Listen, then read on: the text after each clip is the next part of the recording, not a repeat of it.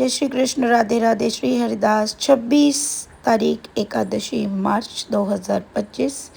हमको 26 को ही निकलना था तिरुपति यात्रा के लिए। तो यहाँ पर प्रसादी वगैरह हो गई थी। तो उसके बाद हम अपने प्यारे हसन बिहारी जी से मिलके उसको खूब सारा लाड प्यार करके उसको समझा के 2 दिन की यात्रा के लिए हमें निकलना था, क्योंकि हमें वापस आना था। इस बार सोना घर में सेवा में रही थी। मैं, खुशी और मुकुंद हम लोग निकल गए दिल्ली के लिए, और दिल्ली से हमें रिसीव करना था मेरी भाभी को, और वहाँ से हम तीनों को, मतलब इन तीनों को लेकर मुझे जाना था तिरुपति। क्योंकि इस बार की जो लीला आपने देखी थी, उस लीला में यही वर्णन था जब सेविका बोलती है कि लाला आपने जाए एरोप्लेन में, बतख जैसे एरोप्लेन में, मोए तो अब बिठाइयो मत, ठीक है। तो लाला ने कहा था इस बार किसी और का नंबर है। तो वो नंबर खुशी, मुकुंद और मेरी भाभी का था। अब हम सीधे नोएडा पहुंच चुके हैं। वहां से हमें भाभी को रिसीव करना था, क्योंकि सुबह मॉर्निंग 27 तारीख मॉर्निंग की हमारी फ़्लाइट थी। तो वहाँ पहुँचते ही खुशी तो प्यारी लाडो रानी के साथ में आनंद में थी। वहीं पर मैं मिताक्षी जो है प्रसादी बनाने में लग गई थी, क्योंकि उसको भोग भी बनाना था। पर उसने कहा भोग तो लाला को लग चुका है, दी थोड़ी सी प्रसादी मैं तैयार करती हूँ। तो उसने फिर से लाला को भोग लगाया, और ये प्यारी सी बेहद स्वादिष्ट दिखने वाली प्रसादी तैयार की है। और हमने वो सब रात में ही 10-11 बजे हमने वो प्रसादी पाई। और उसके बाद बच्चों को बोला कि तुम 2-3 घंटे के लिए लेट जाओ, पर ये लोग मुश्किल से 1-1.5 घंटा भी नहीं लेटे होंगे, क्योंकि हमें रात में ही 2:30 बजे करीब 2:40 पे वहाँ से निकलना था।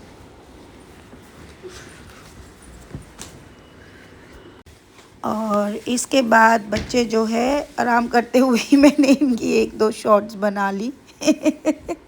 उसके बाद हम लोग निकल गए 2:30 बजे ही एयरपोर्ट के लिए, और हम एयरपोर्ट पहुंच चुके हैं। यहाँ पर मैं इन सब के पीछे पीछे थी, क्योंकि मुझे कुछ ये यादें जो है रखनी थी। तो मैंने वो शॉट्स जो है बना के रख लिए थे। अब हमें, क्योंकि यहाँ से निकलना था, समय बहुत कम है, और आपको वो सारी व्यवस्था जो है वहाँ पहुँचकर एक ही दिन में करनी थी। तो रात को ही मैंने बच्चों से बोला, क्योंकि यहाँ पर 5:45 की फ़्लाइट थी। तो सुबह मॉर्निंग में ही मैंने कहा सब फ्रेश वगैरह यहीं हो लो भाई। क्योंकि वहाँ पहुँचने के बाद हमें जो है टिकट भी लेना है, दर्शन टिकट, क्योंकि तिरुपति पहुँचने के बाद 24 घंटे के बाद ही दर्शन हो सकते हैं। उससे पहले आपको किसी को भी अर्जेंट में किसी को दर्शन नहीं होते।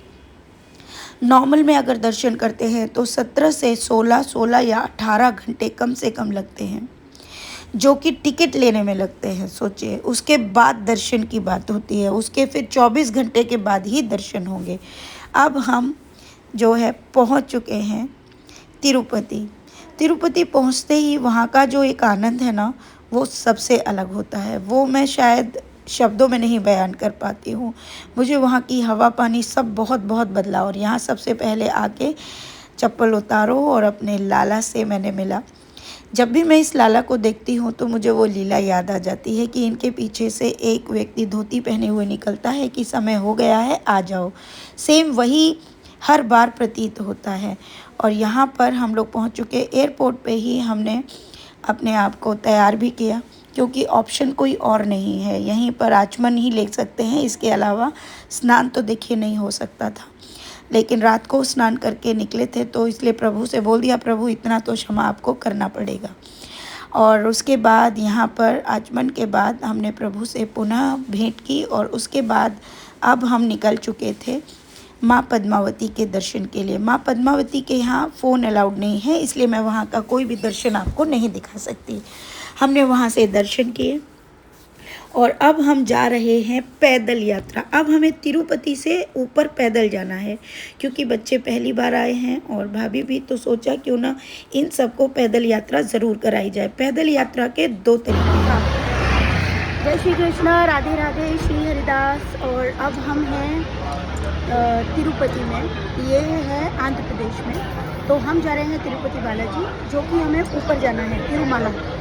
तो लेकिन हम कर रहे हैं पद यात्रा, और पद यात्रा की जो शुरुआत है वो हमने की है श्रीवारी मिट्टू से। ये श्रीवारी मिट्टू वो स्थान है जहाँ पर प्रभु बालाजी यानी तिरुपति बालाजी पैदल माँ पद्मावती के साथ ऊपर तक गए थे, यानी तिरुमाला तक। तो ये वहीं से यात्रा शुरू करी है। तो उससे पहले हम कर रहे हैं थोड़ी पेट पूजा, क्योंकि आज हमारे व्रत एकादशी का पारण भी है। तो इस वजह से ये पारण हम अब जो है ये वाटरमेलन के साथ कर रहे हैं, यानी तरबूज के साथ। तो बाकी की यात्रा हम आपको आगे की वीडियोस में दिखाते हैं। राधे राधे, श्री हरिदास। और यहाँ से हमने, वैसे सच कहूँ तो पारण तो हमने माँ पद्मावती के प्रसाद से ही किया था, पर उसके बाद भूख तो लगी थी, अन्न खाने को नहीं मिला, तो हम सब ने तरबूज खाया, इन बच्चों ने जूस पिया, और उसके बाद हमने दिया लेके इस स्थान से ये पूरी पद यात्रा रहेगी, पूरी पैदल, जिसमें 2500 सीढ़ियाँ हैं और बहुत ही स्ट्रेट सीढ़ियाँ हैं। चढ़ पाना बहुत टफ होता है अगर कोई फर्स्ट टाइम आ रहा है तो, लेकिन हमारी ये 4th पद यात्रा है श्रीवारी मिट्टू की। इससे एक पहले हम अलीपीरी की कर चुके हैं। अलीपीरी के लिए मैं आपको नेक्स्ट वीडियो में बताऊंगी। यहाँ से दिया जलाकर, नारियल फोड़कर, कुमकुम हल्दी का चरणों पर प्रभु को अर्पण करके, क्योंकि यहाँ पर प्रभु के चरण चिन्ह हैं, उनसे ये यात्रा शुरू की जाती है। अगर किसी भक्त की कोई मनोकामना है तो वो मनोकामना लेकर इन सीढ़ियों को चढ़ता है। हमने यहाँ पर अपना लगेज नीचे ही जमा कर दिया था। हमेशा हमें 2 बार आना पड़ता था, लेकिन इस बार हमारे पास समय की कमी है, इसीलिए हमने सारी यात्रा एक ही दिन में करने की पूरी बात सोची, और मैंने सबको तैयार भी कर लिया। सब ने बोला ठीक है। और यहाँ पर सभी पुष्प और तुलसी पत्र, नारियल, साथ में आपका कुमकुम, हल्दी सब अर्पण करने के बाद अब हम आगे की यात्रा पे निकलेंगे। लेकिन वीडियो क्योंकि मैं अपने हाथ से ही बना भी रही हूँ, तो इस कारण से थोड़ा सही से वीडियो नहीं बन पाता है। दूसरा मैं आपको बता दूँ, हमारी कोई भी मनोकामना नहीं होती है। हमारे लिए सबसे बड़ी मनोकामना या हमारा स्वयं सिर्फ एक ही चित्त है कि हम प्रभु को प्रसन्न करना चाहते हैं। प्रभु प्रसन्न रहें, हम उनको खुश करने के लिए ही ये सारी क्रिया करते हैं। क्योंकि मनोकामना हमें क्या चाहिए, जहाँ ईश्वर है वहाँ उससे बढ़कर कोई मनोकामना नहीं होती, क्योंकि होगा तो वही जो प्रभु ने पहले से रच के रखा है। दूसरा, आज भी अगर हम अपने कर्मों को बुरा रखते हैं तो हमें उसका फल भी पता होना चाहिए, क्योंकि गीता जी में साफ लिखा है, जो आप करते हैं उसी को आपको रिटर्न करके वापस दिया जाता है, वो भी 1 नहीं 4 गुना। याद रखिएगा। इसलिए सदैव अच्छा ही करने की चेष्टा करें और अच्छा ही अपने जीवन में सोचें।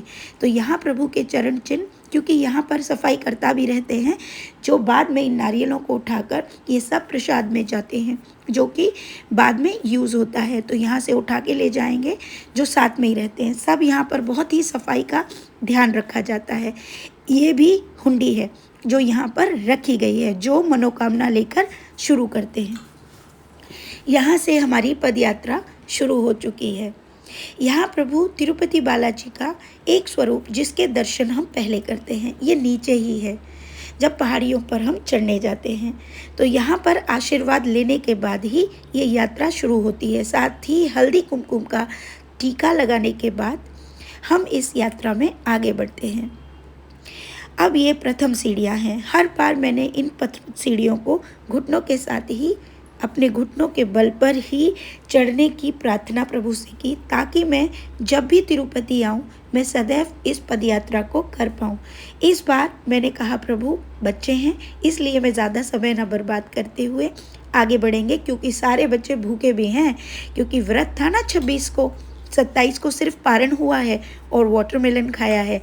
लेकिन मुझे डर था कि कहीं ये बच्चे यात्रा कर पाएंगे या नहीं कर पाएंगे, लेकिन प्रभु की अनंत कृपा हुई और बच्चों ने, और ये प्रत्येक जगह पर इस तरीके से पानी की व्यवस्था है, सिर्फ पानी पीने को आपको मिलेगा। और यहाँ पर 2500 सीढ़ियाँ हैं जो आपको चढ़ के जानी है, और बहुत ही स्ट्रेट है, यानी तिरुपति से सीधा तिरुमाला। यहाँ पर 2 तरीके से पदयात्रा होती है। पहली अलीपीरी से, जहाँ पर 3500 सीढ़ियाँ प्लस पैदल यात्रा, जो 5.5 किलोमीटर की है, उसे हम पहले पूर्ण कर चुके हैं। और ये हमारी चौथी यात्रा है श्री वारीमेट्टू की, 2500 सीढ़ियाँ। जब भी हम तिरुपति आते हैं तो हम इस यात्रा को पैदल ही कंप्लीट करते हैं। और बच्चों ने इस पूरी यात्रा को पूरे 1 ही घंटे में कंप्लीट कर लिया। लेकिन भाभी को थोड़ा प्रॉब्लम हुई क्योंकि वो पहली बार ही इस यात्रा को कर रही थी। 5-6 सीढ़ियों के बाद ही मैं तो डर भी गई थी थोड़ा सा कि शायद ना हो पाए, क्योंकि उसे थोड़ा सा मेडिकल प्रॉब्लम भी है। लेकिन ठाकुर जी और हमारी राधा रानी की कृपा से उसने इस यात्रा को बहुत ही अच्छी तरीके से पूर्ण किया और मैं उसके साथ ही रही। लेकिन 1600 सीढ़ियों के बाद मुझे अचानक से ध्यान आया कि बच्चों के पास तो पैसे भी नहीं हैं और उनको तो प्यास लगी होगी। तो मैंने तुरंत भाभी से कहा कि आप रुको और आप धीरे धीरे चढ़ के आओ, मैं ऊपर जाती हूँ ताकि बच्चों को हमारी पानी पिला सकूँ। तो फिर मैं ऊपर चढ़ के हमारी गई। पूरी श्री वारीमेट्टू की जो पैदल यात्रा थी वो कंप्लीट होती है इसी स्थान पर। तो अब हम बहुत खुश हैं, आनंद आया। हमको इसको चढ़ने में 2 घंटे लगे और बच्चों को चढ़ने में 1 घंटा लगा क्योंकि हम थोड़ा हैवी हैं, इसलिए थोड़ा समय लगता है। बाकी बच्चे अब लगी है भारी भूख, क्योंकि पूरे दिन भूखे थे भाई। प्रसाद से कुछ नहीं होता जब तक कि अन्न ना जाए, क्योंकि अन्न के कीड़े भी तो हैं हम लोग क्योंकि जब तक रोटी चावल अंदर ना जाए ना तो लगता ही नहीं कि कुछ भोजन पाया है। और यहाँ पर आगे मेरी फेवरेट, मोस्ट फेवरेट, क्योंकि यहाँ पहुँचने के बाद हमने प्रसाद पाया। अब मैं आपको एक और चीज़ बताऊँगी। यहाँ पर आपको बाकी जगह पे लहसुन प्याज ही मिलेगा, सिर्फ एक ही जगह है अन्न प्रसादम जहाँ पर आपको लहसुन प्याज नहीं मिलेगा। लेकिन मैं लहसुन प्याज को वैकुंठ में जाके इतना वैल्यू नहीं करती। मुझे लगता है नहीं, लहसुन प्याज इतना बुरा नहीं है जितने मनुष्य के विचार बुरे होते हैं। तो विचारों को त्यागिए, लहसुन प्याज से मैं ज़्यादा परहेज़ नहीं करती। अगर लगता है ऐसी सिचुएशन पड़ती है तो मैं लहसुन प्याज को खाने में कोई परहेज़ नहीं करती। उसके बाद अब हम पहुँचे रूम पे। रूम से जाने के बाद बच्चों ने कपड़े चेंज किए और यहाँ पे आने के बाद हमें बच्चों के कराने थे केशदान। यहाँ पर खुशी की खुद की स्वेच्छा से ही उसने अपने केशों का दान किया। मुकुंद ने भी अपनी ही स्वेच्छा से केशों का दान किया। और इस प्रकार से ये पूरी प्रक्रिया। अब मैं आपको बताती हूँ, केश दान करने से पहले उसके 2-4 लट जो है प्रभु की हुंडी में डाली जाती हैं, जो कि आप इस वीडियो में देख पाएंगे। यहाँ पर मुकुंद, और क्योंकि मुकुंद की शिखा है तो मुकुंद की शिखा तो नहीं कटाई जाएगी। बाकी यहाँ पर कोई भी व्यक्ति अगर अपनी केश दान करता है तो उसको अपनी पूरे बाल देने होते हैं, बाल नहीं रख सकते आप, ठीक है। अब हमारी ये केश दान करने के पीछे का कारण मैं आपको बता रही हूँ। यहाँ पर जितने भी लोग आते हैं या दर्शनार्थी आते हैं वो सब किसी न किसी मान्यता या किसी न किसी कामना को लेकर प्रभु के पास आते हैं। लेकिन हमारी कोई कामना नहीं है, हम सिर्फ अपने आप को इस मोह से मुक्त करना चाहते हैं। क्या ये चीज़ इतनी वैल्यू करती है ईश्वर के आगे? इसी चीज़ को, इसी का मापदंड कंप्लीट करने के लिए सभी ने केश दान किया। भाभी ने नहीं किया, देखिए वो गृहस्थ में है और पति की परमिशन मोस्ट इम्पॉर्टेंट। इसके बाद यहाँ पर हम आगे बढ़े और अब हम आगे की तरफ आपको बताते हैं। आनंद बहुत ज़्यादा था, समय बहुत कम था, लेकिन प्रभु ने क्योंकि पहले ही सारी नॉलेज करवा रखी थी, इसीलिए ये सब करवाने में मुझे 2 दिन में कोई भी ज़्यादा प्रॉब्लम्स नहीं हुई, क्योंकि सारा स्थान रट गया है। जैसे वृंदावन रट गया है ना, वैसे ही सेम मेरे साथ वो जो है हो चुका है। और अब हम जा चुके थे रूम पे, और नहीं सॉरी रूम पे नहीं, अब हम सीधे जा रहे हैं पुष्करणी स्नान के लिए। क्योंकि अगर आप केश दान करते हो तो आपको केशों का दान प्रभु तिरुपति बालाजी के दर्शनों से पहले करना होगा। क्योंकि आपको वहाँ पर बिना बालों के ही पहले जाना है तो ही वो दर्शन पूर्ण माने जाते हैं। लेकिन इससे पहले भी एक प्रक्रिया है जो पूर्ण करनी होती है। ये प्रभु का मंदिर आप देख रहे हैं सामने, यहाँ पुष्करणी है। इस पुष्करणी में सभी स्नान करते हैं, तो मैंने पहले इन सब का वीडियो शूट किया, उसके बाद मैं स्नान करने के लिए गई। और इस प्रकार से सबको खूब 1-1.5 घंटे का आनंद दिया, क्योंकि गर्मी का मौसम है। अब मैं आपको बता दूं, मार्च के बाद यहाँ पर गर्मी का तापमान बहुत ज़्यादा रहता है। तिरुमला में थोड़ा सा कम रहेगा, 1-2। बाकी तो तिरुपति में तो मैं आपको बता नहीं सकती कि किस तरीके से गर्मी का आलम है, और बहुत ज़्यादा गर्मी रहेगी। और यहाँ पर ये सब खूब आनंद ले लेके नहा रहे हैं। मैंने भी कहा नहा लो, जितना नहाना है। मैं बैठी हूँ आराम से। शाम का समय हो गया है, 6:30 बज रहे हैं, और 6:30 बजे तक हम अपने मोस्ट इम्पॉर्टेंट सारे कार्यों को कंप्लीट कर चुके हैं। जिन भक्तों को कभी जाना है और जो सोचते हैं कि हमें वहाँ के बारे में नहीं पता है, तो आप ये पूरी जानकारी इस वीडियो के द्वारा ले सकते हैं। आपको सब पता भी चल रहा होगा, है ना। अगर आप श्रीवारी मिट्टू पैदल नहीं चलते हैं तो आप उसकी जगह पे बाय टैक्सी या बाय बस ऊपर आ सकते हैं। हर 5 मिनट के बाद बस का भी वहाँ से आना जाना है, ठीक है। और मैंने पहले भी बताया है, 3 तरह के भक्तों का यहाँ पे प्रवेश है। जिनके पास अधिक धन नहीं है वो भी जा सकते हैं, लेकिन अपने घर से यहाँ तक आने में उनको 3 दिन लगेंगे। अगर नॉर्थ से आते हैं तो बाय ट्रेन। समय की अवधि ज़्यादा रहेगी, तो 10 दिन की अवधि कम से कम, नहीं तो 8 दिन तो चाहिए ही चाहिए। और यहाँ पर बच्चे पूर्ण तरह नहा कर स्नान करके फ्रेश हो चुके हैं, और इसके बाद हमने किए श्री वराह भगवान के दर्शन, और ये करते करते हमको बज गए थे 9। अब रात को, क्योंकि मुझे इन बच्चों को यहाँ का प्रसाद भी पवाना था, तो ये है यहाँ का अन्न प्रसादम। देखिए, चावल यहाँ चलता है तो मोस्ट इम्पॉर्टेंट चावल ही है, लेकिन स्वाद का कोई जवाब नहीं। उसके बाद हम सब ने वहाँ पर कुछ किया डोनेशन। जब भी आप अन्न प्रसाद करें, डोनेशन ज़रूर करें, याद रखिए। उसके बाद अब हम नेक्स्ट डे यानी 28 को मॉर्निंग में 7:45 पे हमारे दर्शन थे, तो हम वहाँ के लिए तैयार हुए, और मॉर्निंग में 6 बजे हम लोग आ गए हैं क्यू में लगने के लिए। यहाँ पर भी डोनर जितने भी हैं जिन्होंने डोनेशन देके, और ये डोनेशन का भी सिस्टम बहुत ही बेस्ट है, ये भी ठाकुर जी के द्वारा है। अब मैं आपको बता दूं, चाहे आप करोड़ों का डोनेशन दे दीजिए, लेकिन आपको फिर भी क्यू में लगना होगा। यही एकमात्र लाइन है जहाँ पर आपको लगना होगा। यहाँ पर हमने पिया बूस्ट। अब बूस्ट क्यों? क्योंकि यहाँ चाय की जगह पे ज़्यादातर लोग बूस्ट ही पीते हैं। दूध में बूस्ट डालिए और पी लीजिए। और अब हम लाइन में लग चुके हैं। ये जो दर्शन होते हैं इसमें भीड़ नहीं होती है, और हमें 1 से 2 घंटे के अंदर ही दर्शन कंप्लीट मिल जाते हैं। और दर्शन भी इतने नॉर्मली नहीं, अंदर मतलब कैमरा नहीं ले जा सकते, तो मैं आपको ज़्यादा शो नहीं कर सकती। अंदर आपको खाते पिलाते प्रभु लेके जाते हैं, सच्ची बता रही हूँ। दूध की व्यवस्था है, आपको दूध मिलेगा, आपको पोंगल मिलेगा। पोंगल बोले तो खिचड़ी, ठीक है, जिसमें काली मिर्च का मतलब मात्रा ज़्यादा होती है, साथ ही कॉफ़ी। ये तीनों चीज़ों की व्यवस्था बैठ बैठ कर प्रभु आपको खिलाते पिलाते हैं। भाई साहब, इसीलिए तो कहते हैं जो तिरुपति जाएगा मोटा होके आएगा। मैं तो हर बार आती हूँ 1 किलो वज़न बढ़ा के ही आ रही हूँ, और जब से तिरुपति जाना शुरू हुआ है मेरा लास्ट ईयर से, मेरा वज़न आप सब आराम से देख रहे हो कि मेरे वज़न का क्या हुआ है। ये सब मेरे प्रभु का प्यार है, प्यार। देखो ना, मैं अभी भी खाने की बात कर रही हूँ ना, तो मुझे भूख लग रही है। मैं क्या करूँ, जब से वज़न बढ़ा है ना, मुझे भूख कुछ ज़्यादा ही लगने लगी है। अब यहाँ पहुँचकर दर्शन हो चुके हैं, 11:30 बज चुके हैं, और हम बाहर आके अब भाई आए हैं, पोंगल भी खा लिया, अंदर से आने के बाद मीठा प्रसाद भी खा लिया, लेकिन यहाँ आके अब हम क्या खा रहे जानते हैं? यहाँ पर फेमस है ये खट्टी खट्टी आम, कलमी आम होते हैं ना, वो यहाँ पर नमक और मिर्च के साथ दिया जाता है। अगेन दोपहर हो चुकी है, 1:30 बज चुके हैं, और हम फेवरेट हमारी जगह सारंगी आ गए हैं। यहाँ की थाली मुझे हंसी आ रही है, सच बता रही हूँ। मैंने प्रभु को बोला है, प्रभु दर्शन देने का कभी मूड ना हो ना, तो प्लीज़ ये थाली खिलाने के लिए तो ज़रूर बुला लेना।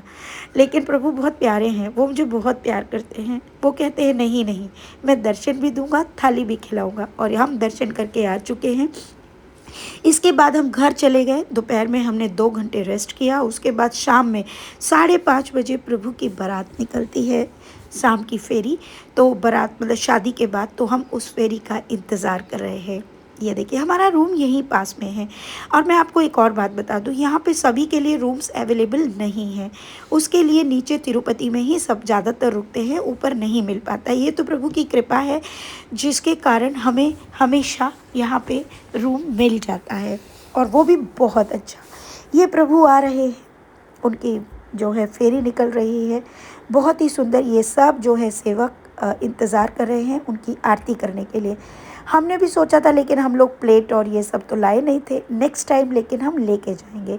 तो इस तरीके से प्रभु की दूर से ही आरती की जाती है, अंदर प्रवेश नहीं दिया जाता है। दोनों तरफ से रस्सियाँ लेके चलते हैं ताकि भीड़ ना बढ़े। व्यवस्था इतनी अच्छी है कि उसका क्या कहना। यहाँ कोई धक्का मुक्की नहीं, कोई किसी को ज़्यादा परेशान नहीं कर सकता, क्योंकि व्यवस्था का पूरा ध्यान रखा गया है। इसीलिए तो ये वैकुंठ है। अब वैकुंठ में ऐसी व्यवस्था होना तो बिल्कुल मतलब सहज है, सहज बोल सकते हैं। हम इंतज़ार में हैं कि आइए प्रभु और आके अपने दर्शन दीजिए। सबसे पहले प्रभु के प्रिय इन सेवकों के दर्शन होते हैं। उसके बाद यहाँ आगे हुंडी चलती है। हुंडी बोले तो अब आप समझ गए होंगे। इस हुंडी में और दान पेटी में बहुत अंतर होता है, वो मैं आपको पहले भी बता चुकी हूँ और फिर कभी समय मिलेगा तो अवश्य बताऊँगी। अब ये प्रभु आ रहे हैं, देखिए क्या नज़ारा है, वाह। आत्मा तृप्त हो जाती है, शरीर का रोम रोम खेल जाता है। ऐसा लगता है हम पता नहीं किस जहां में कौन से स्थान पर है। एक म्यूजिक बज रहा होता है, वो म्यूजिक की क्या वाणी होती है, मैं थोड़ा सा आपको सुनाती हूँ। लेट होनी चाहिए बोल रही हूँ।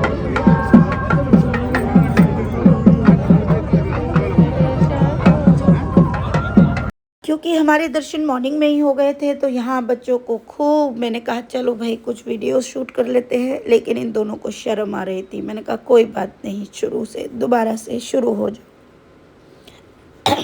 क्योंकि ये भी कुछ यादें हैं। भगवान का प्रसाद भी पा लिया, आनंद ले लिया, दर्शन कर लिए। अब क्या है, थोड़ा सा आनंद लेना। अब चलिए आगे चलते हैं। अब हम पहुँच गए दीपदान की तरफ। यहाँ पर अंदर कोई एंट्री नहीं पा सकता, ये अंदर से ही दीपदान किया जाता है। यहाँ अंदर प्रवेश नहीं है, सिर्फ आप उसके अच्छे से दर्शन कर सकते हैं। और इसके बाद हम सब पहुँचे यहाँ चल रहा है प्रभु को समर्पित नृत्य। भद्रांचलम से लेकर तिरुमाला, ये दोनों ही नृत्य यहाँ पर समर्पित किए जाते हैं प्रभु तिरुपति बालाजी के लिए। ये नाट्य रूपांतरण, ये इस तरह यहाँ का ट्रेडिशन जो है चलता ही रहता है। इसीलिए प्रभु का यहाँ पर वैकुंठ बनाना अब मुझे समझ आया। ट्रेडिशन को यहाँ पूरा स्थान दिया गया है। ट्रेडिशन बोले तो सभ्यता, अपने वस्त्रों को लेकर, इवन दिमाग और मन और विचार को लेकर भी। लेकिन अभी विचारों में तो देखिए कमी आएगी क्योंकि ये कलयुग है, लेकिन यहाँ पर अभी भी बहुत कुछ विचार पूरी तरह से भगवान को समर्पित विचार है। इसलिए यहाँ की जो गाथा है वो वैकुंठ में आके जुड़ गई। कई बार प्रश्न आता होगा ना, प्रभु ने वैकुंठ यहाँ क्यों बनाया? मुझे समझ में आया। प्रभु सबसे ऊपर रहते हैं, शेषाद्री पर्वत पे, 7 पर्वतों में सबसे ऊपर प्रभु उसके ऊपर शयन करते हैं ताकि वो देख सके संसार को। वो देख पा रहे हैं कि आज भी कहाँ पर संस्कारों को महत्व दिया जा रहा है। अब हमारे देखिए, मैं किसी को बुरा नहीं कहना चाहूँगी, लेकिन हाँ मैं कुछ शब्द ज़रूर कहूँगी। नॉर्थ में आज भी संस्कार हैं, सभ्यता है। प्रभु से मिलकर उस भक्ति को बढ़ाया जाता है। वस्त्रों से लेकर उनके घर की दहलीज से लेकर पूरी व्यवस्था को। यहाँ पर बात हो रही है प्योर ब्राह्मण्स की। क्यों? क्योंकि भगवान के सबसे प्रिय है ब्राह्मण। ये बात तो आप सब भी जानते हैं। लेकिन ब्राह्मण कौन? जो मन, विचार और कर्मों से बनता है। अब ब्राह्मण में रहकर अगर आप गलत कार्य करते हैं तो आप ब्राह्मण कहने योग्य नहीं हैं और ना ही आप ब्राह्मण हैं। इस बात का विशेष ध्यान रखें। तो इस बात का घमंड न करें कि हमने ब्राह्मण कुल में जन्म लिया। ब्राह्मण कुल में जन्म लेने के बाद ब्राह्मण जैसी गति और संगति नहीं, ब्राह्मण जैसे कर्म नहीं, ब्राह्मण जैसी भाषा या विचार नहीं, तो ब्राह्मण कहने योग्य भी नहीं।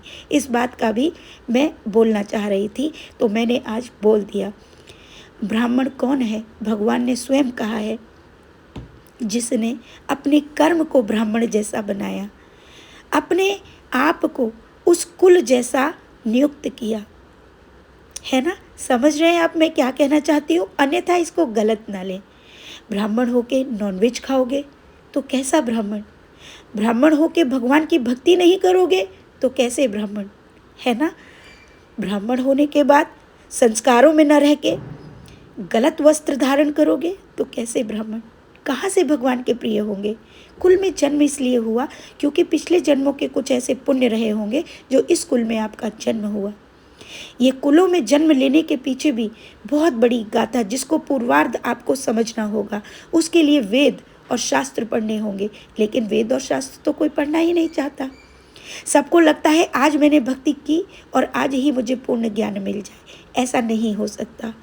ज्ञान वो सीमा है जो आपको मुक्त करता है हर बंधन से, हर चीज़ से, हर बुरी चीज़ से। चाहे आपकी मृत्यु ही क्यों ना हो जाए, वो आपको अच्छी ही चीज़ सिखाता है ना। तो बस वो करने के लिए भगवान से जुड़ना पड़ेगा। अब बहुत सारे लोग कहते हैं हम दुखी हैं। देखिए, दुख का सबसे बड़ा कारण है आपके विचार। विचार ही दुख का कारण है। आप उल्टा सोच लो, नेगेटिव सोचो, नेगेटिव बोलो, आप दुखी हो जाओगे। आपको किसी ने बुरा बोल दिया, आप विचारों को देखो, आपने नेगेटिव विचार लिया, आप दुखी हो गए। लेकिन इन विचारों को अगर आपने बदल दिया, आपके पास कोई दुख नहीं है, सुख ही सुख है संसार में। चारों तरफ मेरे ईश्वर ही ईश्वर है, हर किसी में, है ना। लेकिन अब ये विचार कैसे बदलेंगे? इसकी भी तो कोई कला होगी, कोई मंत्र होगा। प्रभु ने क्या कहा था? मेरा मंत्र बुजुर्गों पे नहीं चलता। क्यों नहीं चलता जानते हैं? क्योंकि पूरे जीवन हम पूरे संसार की बातों में लगे रहे। पूरे जीवन हमने सिर्फ अपने ही मोह के बारे में सुना, अपने सगे संबंधियों के बारे में सोचा। अंत समय में कैसे ईश्वर को समझ पाओगे? इसलिए शुरू से ही ईश्वर को समझो और अपनी संतानों को समझाओ। हाँ, हमसे गलती हुई है, पापी हम सब हैं, मैंने भी पाप किए। लेकिन एक वक्त आया जब प्रभु ने इस चीज़ से हमें बताया, और बताने के बाद आज उस चीज़ का बोध होने के बाद हम वो शिक्षा अपनी संतानों को दे रहे हैं। तो आप सब भी वही करें। जब ज्ञान आए तभी सवेरा। अब देखिए, अब ये सब होने के बाद हमने बहुत इंजॉय किया और लौट आए हैं हम दिल्ली, और 29